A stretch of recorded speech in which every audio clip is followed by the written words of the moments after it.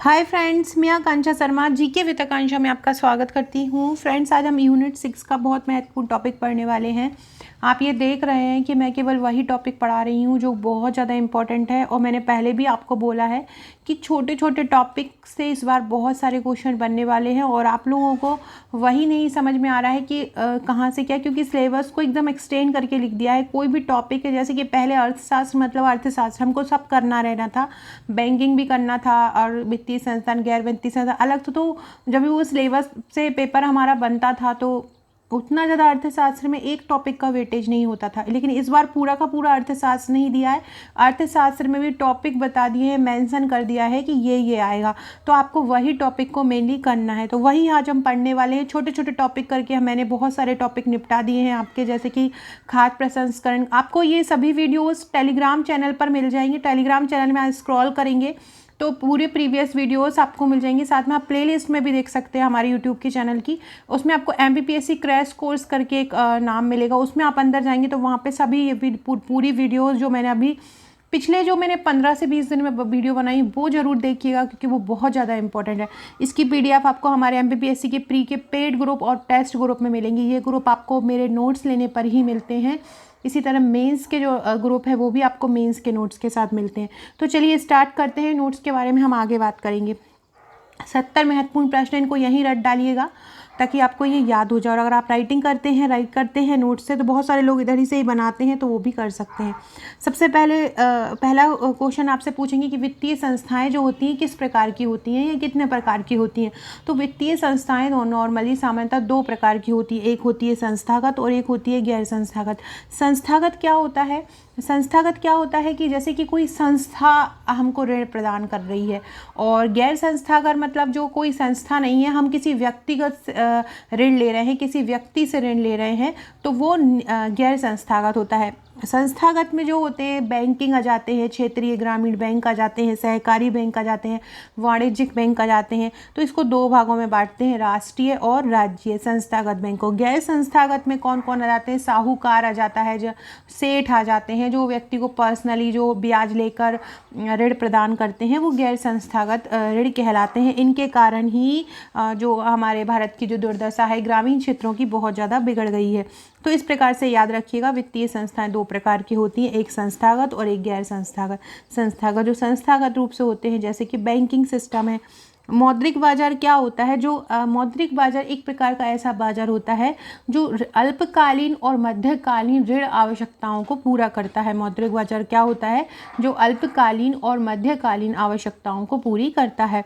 Next है RBI मतलब reserve bank of India. ये बैंकों का बैंक है, सभी बैंकों का फादर बोल सकते हैं। तो सभी बैंकों का नियंत्रण जो है वो यही रखता है, हमारी मौद्रिक प्रणाली का भी नियंत्रण यही रखता है।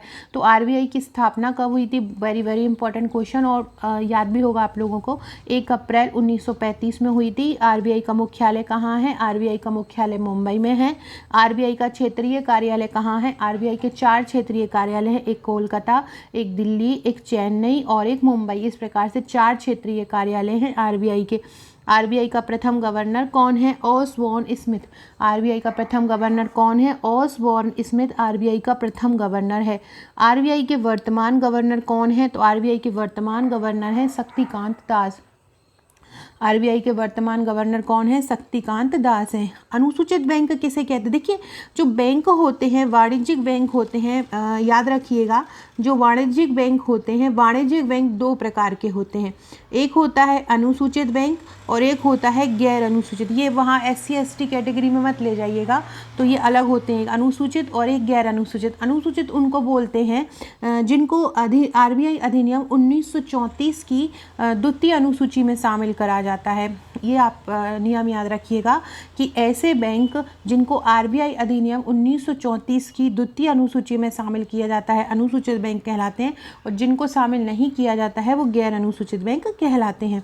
SBI मतलब state bank of India Bharat का सबसे बड़ा बैंक है, और ये कहाँ पे इसका मुख्यालय है? मुंबई में है। इसका वित्तीय वर्ष कब होता है SBI का? 1 जुलाई से 30 जून तक होता है। SBI के प्रथम चेयरमैन कौन थे? जॉन मथाई थे। SBI की प्रथम महिला चेयरमैन अगर आपसे पूछे तो SBI की प्रथम महिला चेयरमैन थी अरुंधति भट्टाचार्य। 14 बड़े बैंकों का राष्ट्रीयकरण कब हुआ था? 19 जुलाई 1969 को। 14 बड़े बैंकों का राष्ट्रीयकरण कब हुआ था? 19 जुलाई 1969 को हुआ था। पंजाब नेशनल बैंक की स्थापना कब हुई थी? 1894 में हुई थी, दिल्ली में। इंडियन बैंक की स्थापना कब हुई थी? 15 अगस्त 1907 को इंडियन बैंक की स्थापना हुई थी और इसका मुख्यालय कहाँ पे है? चेन्नई में। कैनरा बैंक की स्थापना कब हुई थी? 1906 में हुई थी और इसका मुख्यालय कहाँ है? बेंगलुरु में। बैंक ऑफ बड़ौदा की स्थापना कब हुई थी? 1908 में। इसका मुख्यालय गुजरात। बैंक ऑफ बड़ौदा का जरूर याद रखिएगा क्योंकि इसमें देना और विजया बैंक का अभी विलय हुआ है। क्षेत्रीय ग्रामीण बैंक की स्थापना कब हुई थी? 2 अक्टूबर 1975 को हुई थी।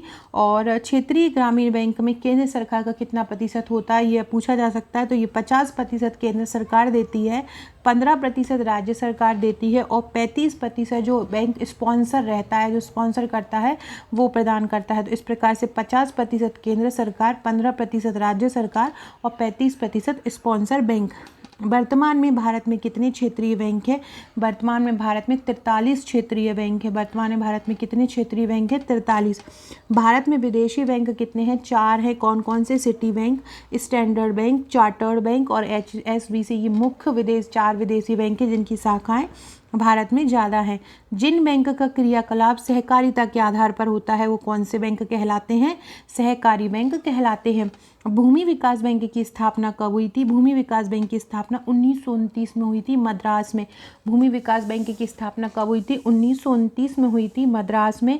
भारतीय औद्योगिक विकास बैंक एडवी का मुख्यालय कहाँ पे है और ये इसकी स्थापना कब हुई थी? वेरी वेरी इंपॉर्टेंट क्वेश्चन है ये।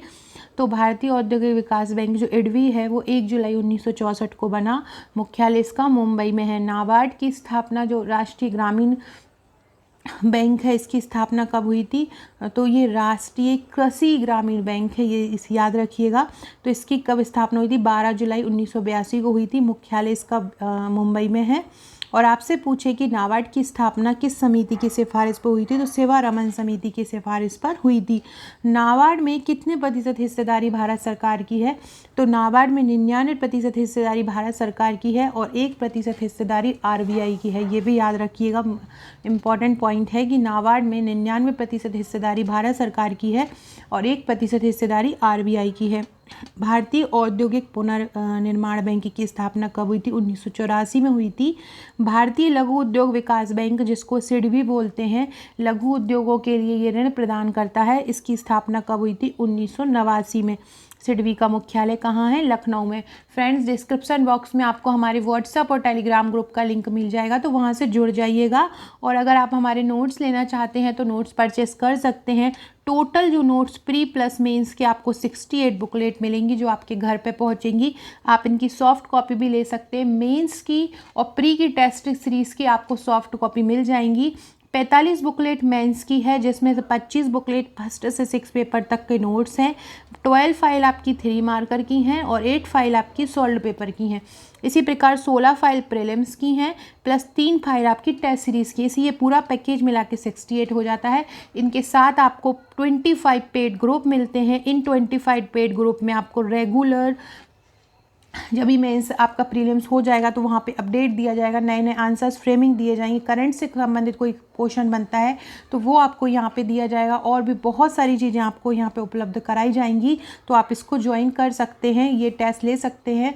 अगर आपको अकेले टेस्ट लेना है प्री का तो प्री के टेस्ट ले सकते हैं। प्रीलिम्स के नोट्स लेना चाहते हैं प्लस टेस्ट लेना चाहते हैं तो वो भी आप घर पर मंगा सकते हैं, घर पर एक साथ बैठ के दे सकते हैं। आप सॉफ्ट कॉपी में लेके अपने घर पर कॉपी करा सकते हैं।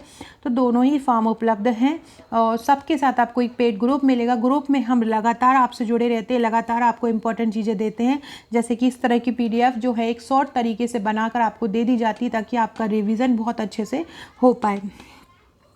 सिडबी बैंक का मुख्यालय कहाँ पे है? लखनऊ में है। ये बहुत इंपॉर्टेंट है। राष्ट्रीय आवास बैंक की स्थापना कब हुई थी? 9 जुलाई 1988 को राष्ट्रीय आवास बैंक की स्थापना हुई थी। राष्ट्रीय आवास बैंक का मुख्यालय कहाँ है? नई दिल्ली में है। भारतीय आयात निर्यात बैंक की स्थापना कब हुई थी? 1982 में हुई थी। ये अलग से मेंशन किया है सिलेबस में। भारतीय आयात निर्यात बैंक का मुख्यालय कहाँ है? मुंबई में है। भारतीय महिला बैंक की स्थापना कब हुई थी? नवंबर 2013 में। भारतीय महिला बैंक का मुख्यालय कहाँ है? दिल्ली में। मुद्रा बैंक की स्थापना कब हुई थी? 8 अप्रैल 2015 में। मुद्रा बैंक का कार्यालय कहाँ पे है? मुद्रा बैंक का कार्यालय दिल्ली में है। मुद्रा बैंक में कितने प्रकार के ऋण दिए जाते हैं? तो मुद्रा बैंक में 3 प्रकार के ऋण दिए जाते हैं। सबसे पहले शिशु ऋण योजना होती है जिसमें 50,000 तक का ऋण दिया जाता है। फिर होता है किशोर ऋण योजना जिसमें 50,000 से 5 लाख तक का ऋण दिया जाता है। फिर होती है तरुण ऋण योजना, इसमें 5 लाख से 10 लाख तक का ऋण दिया जाता है। गिल्ट एज बाजार का संबंध किससे होता है? कम जोखिम वाली जो प्रतिभूति होती हैं उसका संबंध होता है गिल्ट एंड बाजार से। सेबी का फुल फॉर्म क्या होता है? सेबी का फुल फॉर्म होता है security exchange board of India.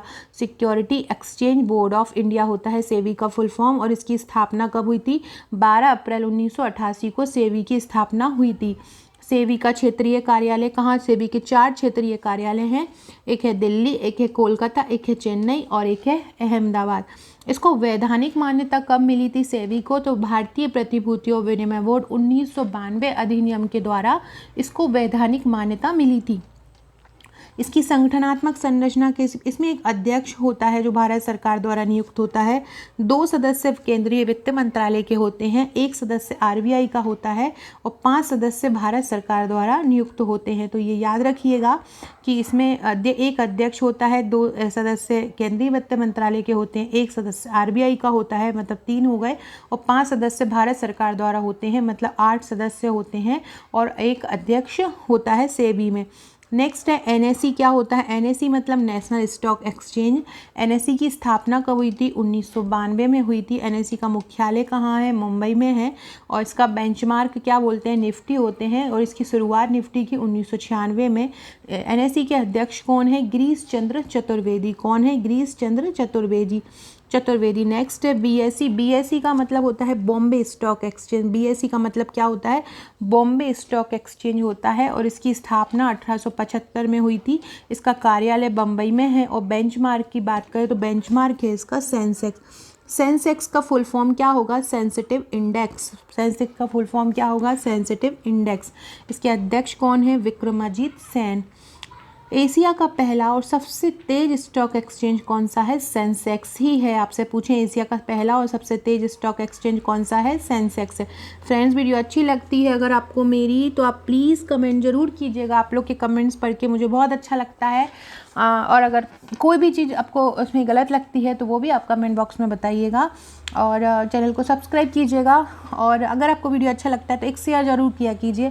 ज़्यादा वीडियो पे लोग आएंगे तो ज़्यादा उस टॉपिक का ज़्यादा वीडियो बना पाऊँगी। बजाज फाइनेंस लिमिटेड की स्थापना कब हुई थी? मई 2007 में बजाज फाइनेंस लिमिटेड की स्थापना हुई थी। इसके संस्थापक कौन है बजाज फाइनेंस लिमिटेड के? इसके संस्थापक हैं जमनालाल बजाज।